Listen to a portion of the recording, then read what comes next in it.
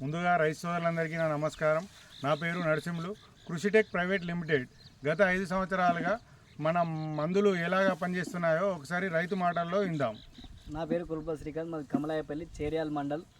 నేను గత 5 సంవత్సరాల నుంచి ఉమ్మిజీ వాడుతున్నాను. కృషిటెక్ వారిది.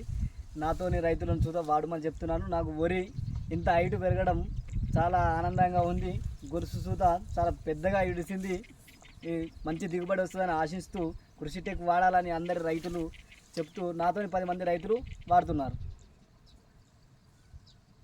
ఇది జై కిసాన్.